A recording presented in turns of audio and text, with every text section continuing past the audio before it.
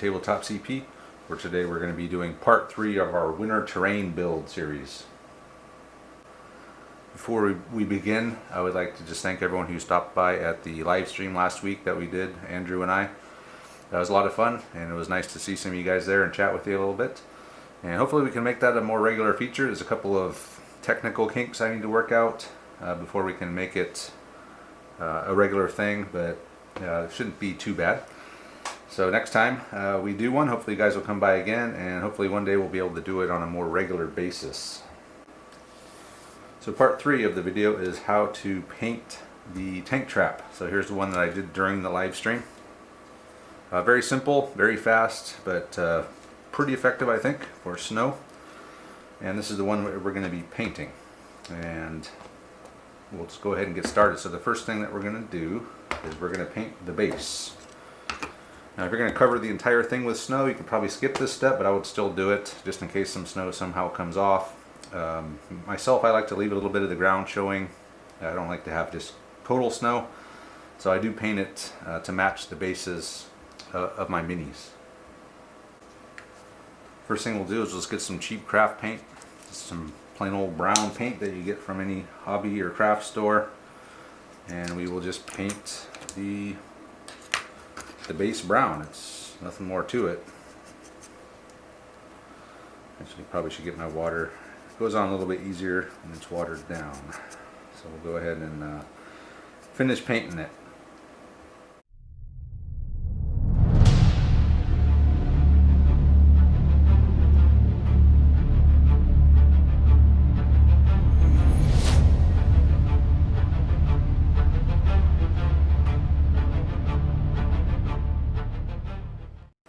Next thing we're going to do is highlight the dirt itself. We're just going to get a lighter brown. I just use tan earth, but any lighter brown will do.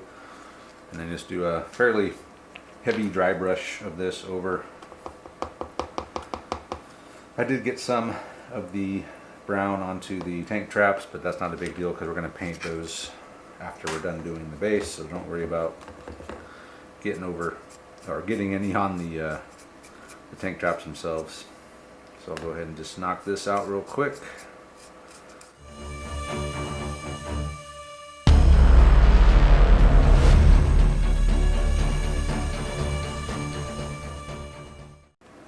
Next we're going to do is paint up the tank traps. I'm just going to use my standard concrete recipe that I've used pretty much for everything, and that is a base coat of neutral gray, and then I will hit it with the Agrax, let that dry. I'll go back over it with the neutral gray, and then I will dry brush light gray and another lighter dry brush of pallid witch flesh. That's my go-to recipe for concrete. Super simple, pretty effective as well, and you can vary the tone of the tank traps themselves. If you want them to look darker, just do less of the lighter colors. If you want them to look lighter, do more of the lighter colors. Super easy. So the first one is just going to be just a full-on painting of the tank traps. No dry brush here, just straight up paint them gray.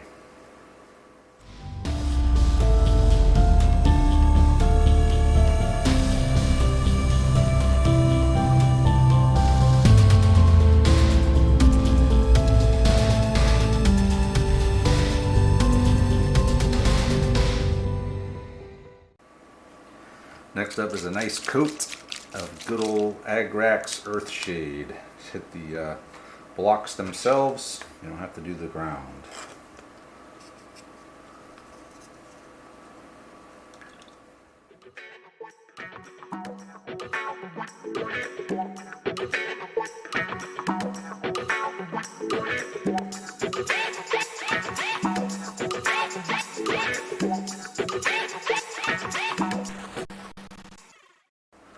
Now the Agrax is all dried, we're going to just dry brush, pretty heavy dry brush over the tank traps, again with the neutral gray.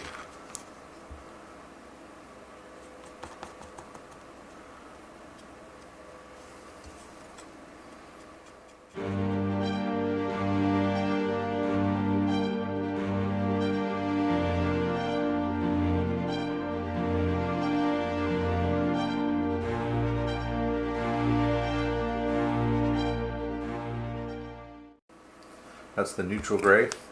There's what it looks like now. And I dry brush against the grain. There is grain on these, as you can see the layers of concrete, how they were poured. These ones are more horizontal. These are more vertical. But if you're dry brushing, you always want to catch the edges more than anything. So if you have a grain of some type, go against it. Next up, I'm just going to grab some of this light gray and do the same exact thing, but just a little bit lighter this time.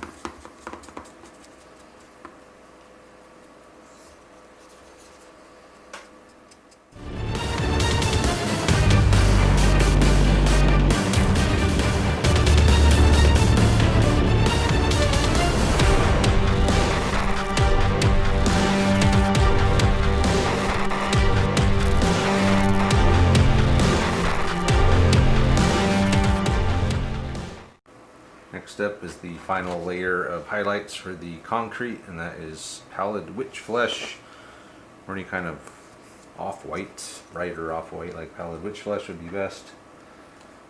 And this is going to be the lightest of the dry brushes. And you pretty much want to focus on the edges, the sharp edges, the corners, but also just do a light dry brush over the entire thing.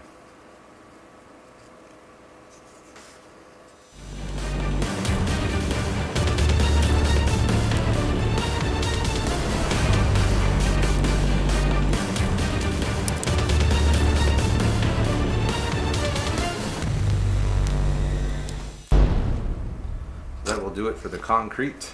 There it is now. Looks pretty convincing, I think. Very simple technique. Like I said, you can adjust the brightness of the final product by just adjusting the amount of the darker or the lighter color that you dry brush on. So that's that. I know I'm going to be covering this with snow, so I just kind of went. I didn't really.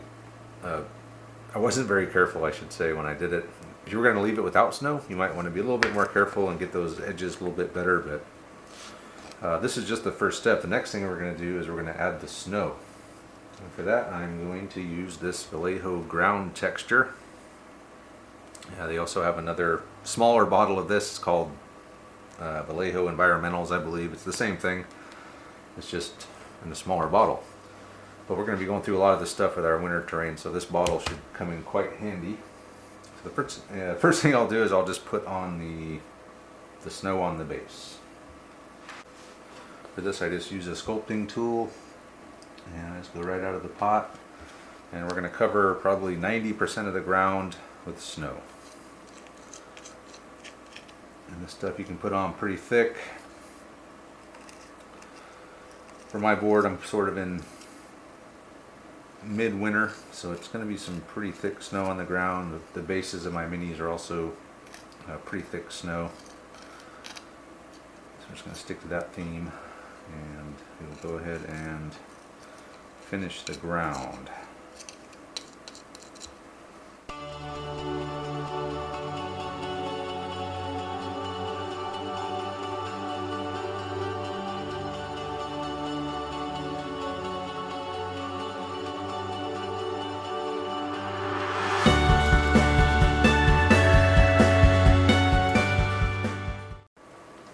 Now we got the snow on the base part of the snow. Now we're going to add a couple of tufts, some of these mountain tufts. They're just dead grass looking tufts here. We'll do that while it's still wet. That way when it dries, it'll harden around these and it'll hold them in place. This stuff dries like concrete. When it dries, it won't be coming off.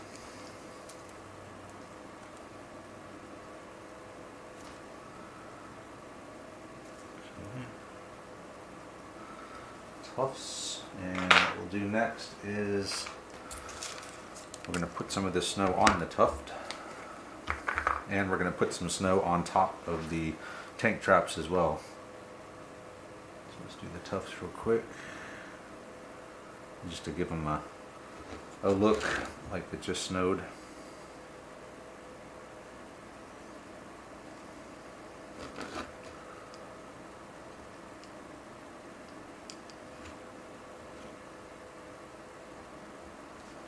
And then for the tank traps, just randomly put some snow on top. Maybe drip a little bit down the sides.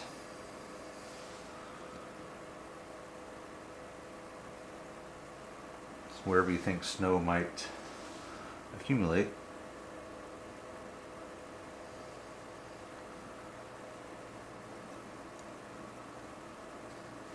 A little bit too much there, but that's alright.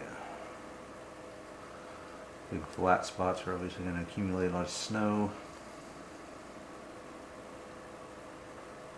And once this snow is sort of dry, it takes a long time for this stuff to dry, but after, I don't know, 15-20 minutes, when it's half dry, you can come back and smooth out any parts of the snow that you think maybe look a little bit too pointy, too jagged with your finger. Just press down on it. That's a little much.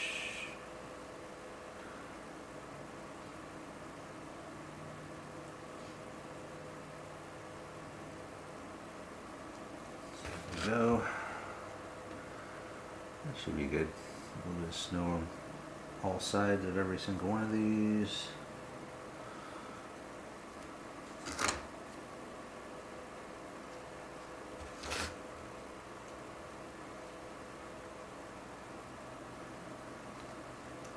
Trying to get all the big pointy parts off the tops of these.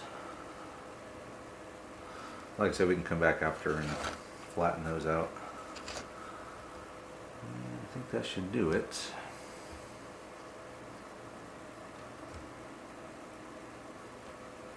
So the next thing we're going to do is add some powder, and this is the final step. We're going to get some of this. This is from Warlord. It's just snow powder. And the good thing about this is it has a little bit of sparkle to it. So when you sprinkle it, it will stick to the wet snow. It'll harden with it, but it adds a little bit of sparkle, sort of like fresh snow. And with that, all we're going to do is just come along and sprinkle some fresh snow on.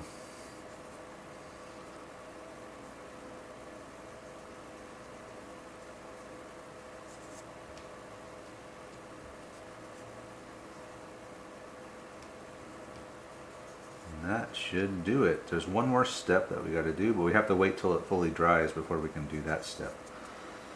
So once it's dry, we'll be back. Alright, so we have one more step. I know I said the last step was the last step, but it's not. It normally is, but I did things in a kind of a weird order when I was doing the live stream. So I'm just going to continue doing it that way for consistency's sake. And what we're going to do is we're going to do a very light dry brush of pure white over everything. Now normally you would do this before you put the snow on. I don't think it really matters too much. But this step here, and you can do this on minis, you can do it on any kind of snow stuff. It adds a really cool looking frost effect to everything. That's one thing that I noticed a lot of winter minis that I see people do. They look cool and they got snow and everything, but the minis themselves are just pretty much like clean straight out of the factory, so to speak. Now, they don't have any snow on them, they don't have any frost, and normally if you're out in the field and it's snowing, you're going to be covered with frost and wet and just pretty dirty looking, and this will add that little effect. I know we've already gone through and dry brushed, but we're going to do it again. Just one last step.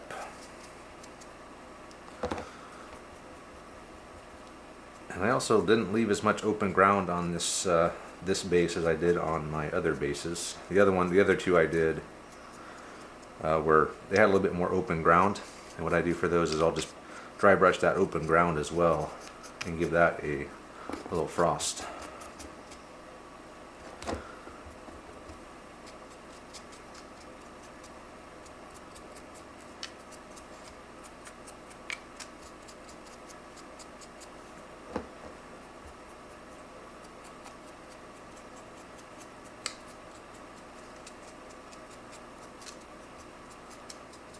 Okay, and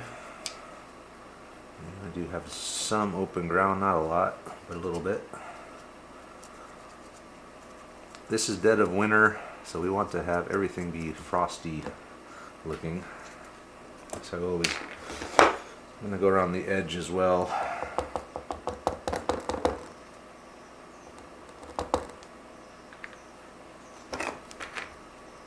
And you probably noticed I did some snow along the edge of the base.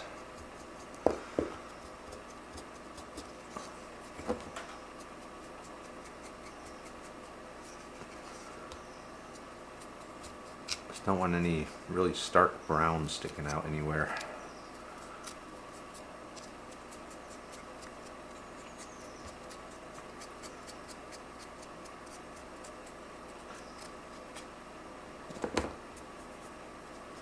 Oops. And even if you get a little bit too much, it's not like it's going to be noticeable. I think that'll do it. So that will be the end of this part. Now we'll just get them all together and show you what we have done so far. Alright, here's what we have done so far. 3 of the 5 tank traps complete. And I brought my little Stu 42 out here just to show you what a tank looks like behind it. So pretty cool, pretty effective, very simple, and very fast. All things that I find valuable in my gaming hobby. So that'll do it for this one, and we'll be back next time with the completed tank traps, and I'll probably break out all of my winter stuff that I have done so far on a winter mat, and we'll just talk about the plans that I have for those armies and my terrain plans that I have going forward for the winter board. And thanks for watching, and we'll see you guys next time.